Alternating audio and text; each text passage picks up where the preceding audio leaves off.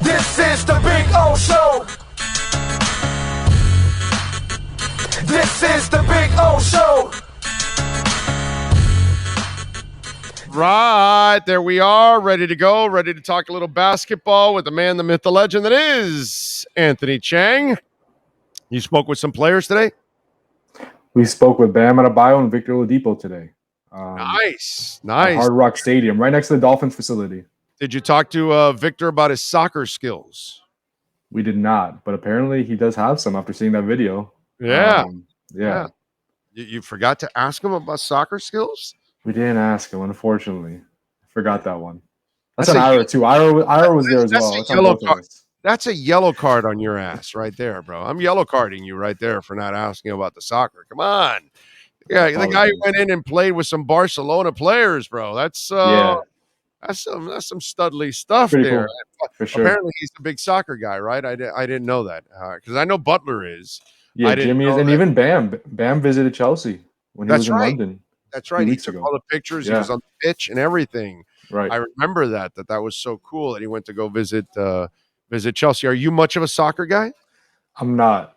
Okay. I'm not. I mean, I like the sport. I want to get into it. I just find it so. This probably. You're a typical Cuban. That's all right. Exactly. It's all good. When the World Cup comes around, I'll pay attention for sure. Typical I'll be Cuban. watching every game. But I'm not. I don't watch it year round. I'm one of those few Cubans that actually like soccer. I know it's so weird, man. It's tough. Just one of those things. Yeah. But I do enjoy it and I do appreciate it. Jonas Valanciunas. I don't know if you saw this, but Jonas Valanciunas was on a Lithuanian TV show. I missed this. Yeah. You missed this. Oh, yeah. So we're going to share with you Jonas Valanciunas. I guess LeBron James was the topic in this show. Since you speak, heavy Lithuanian, and you're very, you're very skilled in it. Tell us what Jonas is saying about LeBron James. Fire away, Sean Stanley. I'm gonna take a shot.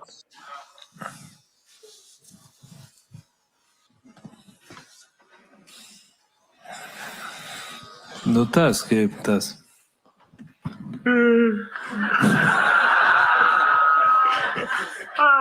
Čia gali būti bet kas. Ne, tas kur ta.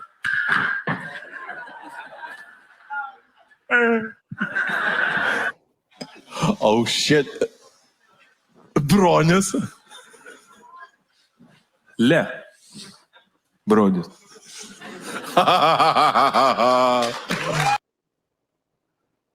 So, can you tell us, Mr. Lithuanian, what the hell he was saying? What was he making fun of with LeBron? Even as a typical Cuban, as he just referred to me, I could make out what he was saying. I have to say, he called him a crying, whiny baby, a crybaby, yeah, and someone who flops. So there you go. I've personally thought what was more funny was those capri pants for that guy that size. He's waiting for a tsunami. Is kind of what he's waiting for. I don't know. Was there an earthquake on the coast there? Is he expecting a tsunami or something? Because those pants, to me, those pants were funny, not what he was doing. For the flood, he's waiting for a flood just in case. Yeah. No, flood, a tsunami. Those things were close to his knees, bro. I'm telling you. Those are in style now. Oh, those are latest fashion. I know it's the latest fashion, but it's I don't know, bro. That's not the kind of fashion I would search for personally. To be quite honest, you see me in those pants, that would be funny. That would be really, really funny. Plus, it'd be like all this hair coming out from the other half of the. It'd be like I'm already picturing my legs in those pants, and it would be like a weird scenario, bro. Don't you have to have your legs shaved to wear those pants? Yeah, I mean, definitely not everyone can pull that off. That's for sure. Right. Definitely. I'm thinking hairy legs can't pull off those kind of pants. It's going to look. I know I'm going to look like, even though I'm not teen wolf, but I'll be whatever you want to call it, old wolf in those pants, basically. All right, so. What's going on, brother? What are the delays here with Durant? because clearly everything is on hold. Yeah, everything. The whole NBA. Yeah. Everybody's waiting for the Durant domino to fall. So then everything else, or are we waiting for the Kyrie Irving domino to fall? Which one is it? I think we're waiting for vacations to end. this is the time of the off season after the summer league, in between summer league and really Labor Day. I'm not saying deals don't get done, they do, but a lot of people take time off, and that's why this is really the quiet. Like, NBA is a 24/7 news cycle sport. The off season started in June, and we've had news every day pretty much in the NBA. But these next few weeks truly are the dead period of the NBA off season, and again, it doesn't mean something can't get done, but from everyone I talk to, it's like this is going to pick up again in September. It's almost like everything is just on pause right now. Brooklyn didn't get the offers they expected or what they wanted. They're like, okay, well, we're gonna sit on it. We'll take KD back and he'll be on the roster entering training camp to create some leverage. And I'm sure the conversations will start up again in the next few weeks. Same thing with Kyrie and Donovan Mitchell. It seemed like seemed imminent when you got the specific report that the Knicks were engaged in trade talks with Utah, but even that has kind of died down recently. Why that one? That one I don't understand. Is it really maybe the Knicks weren't really willing to make the trade well, here's the other thing. Here's what I'm wondering. Who's competing with the Knicks for Donovan Mitchell? Because I don't hear anybody else in the mix. And then when it comes to Kevin Durant, well, Phoenix is kind of out of it. Haven't really heard much about Toronto, and it's really Miami. So then, the trade front is also kind of quiet for these guys too at the same time. It doesn't seem like the suitors are lined up like we thought they would for these guys. Is it that the asking price is just too high that there aren't really teams that can fill it?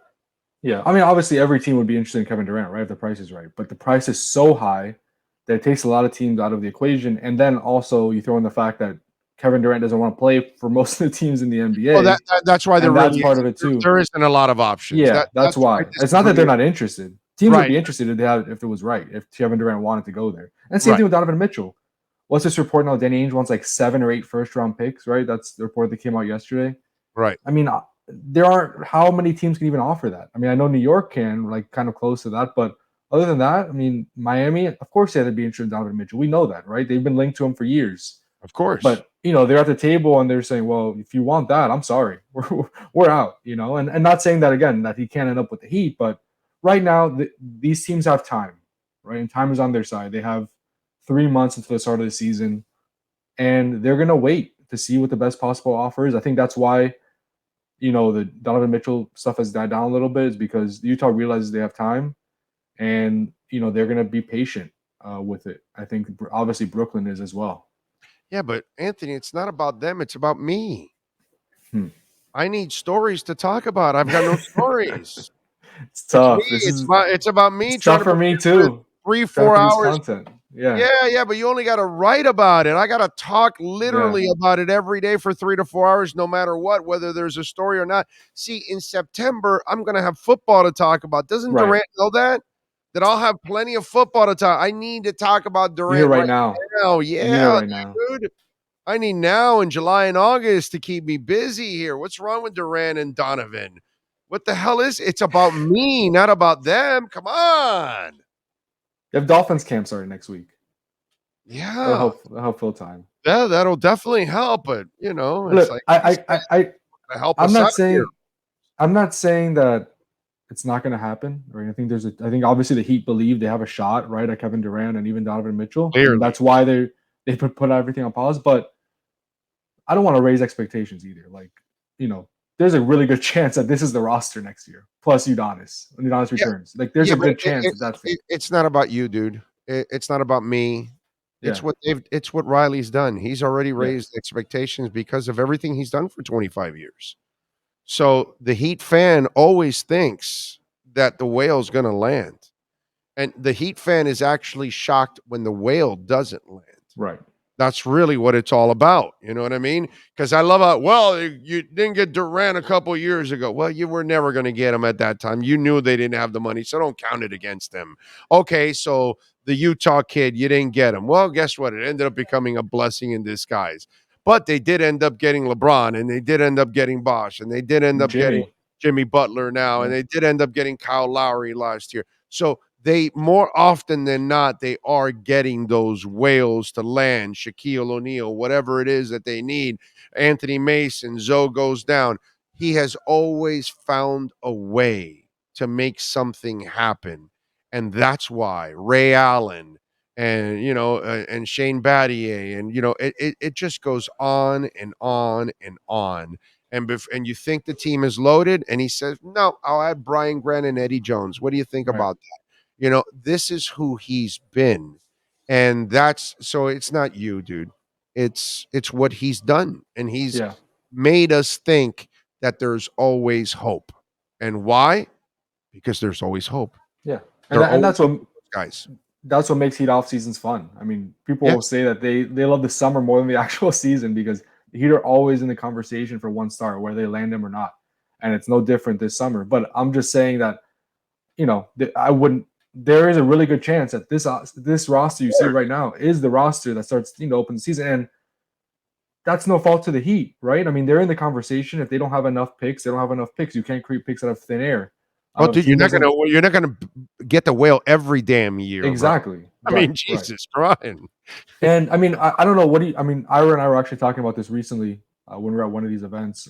But where do you think the Heat stack up in the East right now if this is the roster? Top 5. Yeah. I'll say top 4 probably. Maybe third. Maybe. Milwaukee and Boston. Yeah, there'll be someone in the top 5. Yeah. I mean, health will matter. I need to see if Lowry is really committed and if his body is really in shape and those kind of things, because you really need a motivated Lowry this year. I hope he took all that shit personal. I hope Riley had the kind of conversation that he took personal. You know what I mean? But yeah, there's no doubt that they're top 5 either way. They just know that if they're going to, what they know is that they may be top 5 in the conference, but they're not a championship caliber team. And they deep down inside know they need another star next to Jimmy. And Riley knows that, because that's how he's always done it with teams. It's always been Timmy and Zoe. It was Shaq and Wade. It was Wade, Bosh, and LeBron. He knows, and right now he knows he only has Butler. That as much as we like Bam, he's not a superstar. And especially he's not an offensive superstar either. And Kyle Lowry has really never been an offensive superstar. He's been a productive offensive player, but not an offensive superstar. So you need to go get that guy. They know it. That's why they're making that move for Durant. Bro. They're trying. Sure. Yeah. And if they don't get Kevin Durant, they don't get Donovan Mitchell, they're my expectation is they'll hold on to their picks and they'll wait until the next star becomes available, and they'll try again. And they'll keep trying until they land that guy. Exactly. And that's the only thing you can do, and keep, plugging along. But if you're a Heat fan, you're going to have another great season. Sure. And again, being top 5 means you could get to the finals. You could. Things could go right for you. That's why. And who knows, dude? If Tyler does take that next step, and Bam too, then there you go. Or if Caleb becomes a bigger player in all of this, now that he's got his money, he's got that comfort zone. Now he could just focus on basketball. He doesn't have to focus on, oh my God, I need to get a salary so I can survive for the rest of my life. Dude, you got your money now for the rest of your life. You'll have another big contract down the line. I hope so. Right. But for now, you've got financial stability. Now you can focus on basketball. Who knows? Caleb might be that guy. I really have a lot of hope for Caleb being a really good player, especially a two-way player for this team. Yeah. But, that's kind of the hope that we have to hold out, that if they don't get Durant, we've got to hope that one of these guys says, yeah, Jimmy, I'm here for you, bro. I'm here. I'm going to take over. I'm going to be the guy that this team can count on night in and night out. That's all. Yeah, it'll come through internal improvement, which Pat touched on during his end of the season presser. He said, "Yeah, I would love another guy, right? If there's someone available, we're going to go after him," which they're doing. Right. But he also emphasize, like, Tyler, we need you to become a better defender. We need you to take another step. Bam, we need you to be more aggressive. We need you to take more shots. Because he knows that if there isn't that whale that they land, right, it's going to be based on internal improvement. A lot of it's going to come down to Bam and Tyler. And then he also obviously challenged Kyle Lowry to be in better shape. He knows that that's going to be maybe the difference for this team if they want to take another step forward next season, if they don't really make a big outside move.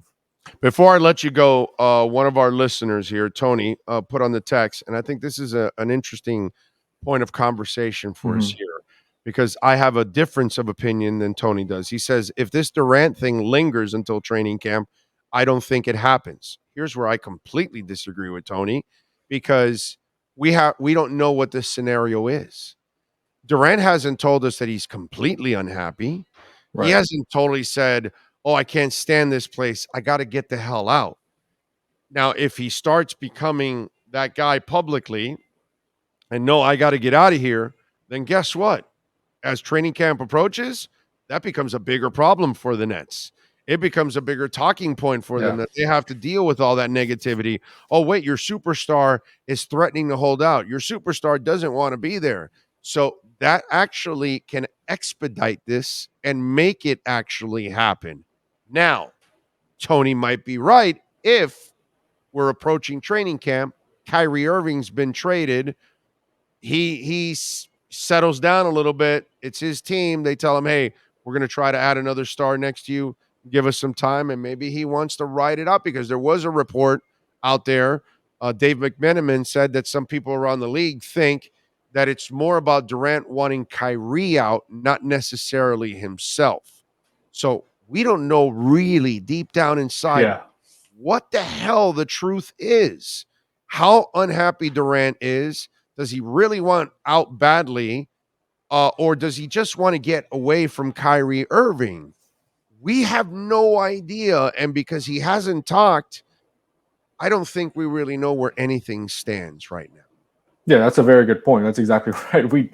Kevin Durant hasn't spoken, right? And not one word. For better or for worse, like not even his burner accounts are talking that we know of.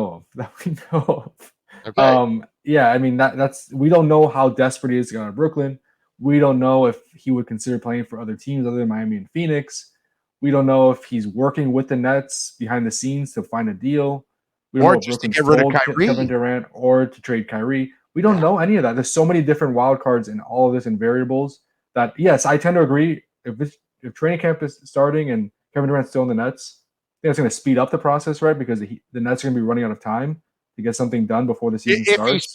If he's upset. But if he's not, and he says, well, this is what it is. We still have a very good team. I'll come back for a year, see what happens. That could happen. Yeah. So, it could go one of two ways. But I tend to agree with you that I'm assuming he still wants to trade. So if he's still on the Nets roster when training camp opens, I'm guessing that's going to speed up the process because the season's going to be right around the corner. The other thing I think, and we'll wrap it up with this, I think Kevin has to also be careful. While there's only a few teams that could trade for you, and one, have the cap space, and two, have the ammunition to give for you. The other thing you don't want to create is a hostile situation. And you don't, you've kind of had that Durant was always looked at as this cool guy that was handling everything the right way. Since he left OKC, he's viewed differently. He's viewed as an ogre at times, as a guy it's difficult to get along with. And I think you also want to kind of handle this as professionally as possible so you can have as many people willing to take you in instead of it being a really messy. Messy is something I think he wants to avoid too. That's why I think he's been kind of quiet, because definitely this is not normally him. He's not normally quiet. Definitely. And I just wonder when it's going to reach a point if he gets frustrated by the lack of movement in any trade talks, like if he goes to Brooklyn or finally says something, what it will be his breaking point. So that's what we don't know. And that might be the next kind of domino that falls, right? Of maybe KD actually says something in the coming weeks and maybe that moves this process along or starts the process up again. But for now, we're just all left wondering what Kevin Durant's thinking and how involved he is in all of this. Oh, by the way, any truth to Tyler being traded for picks? Have you heard anything like that?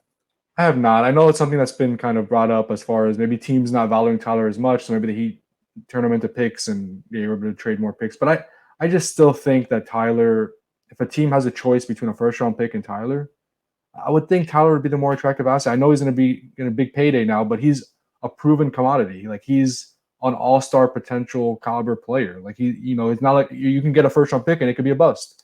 Tyler's a good player. He just won 6 man of the year. So I think in that regard, I think Tyler's the more valuable.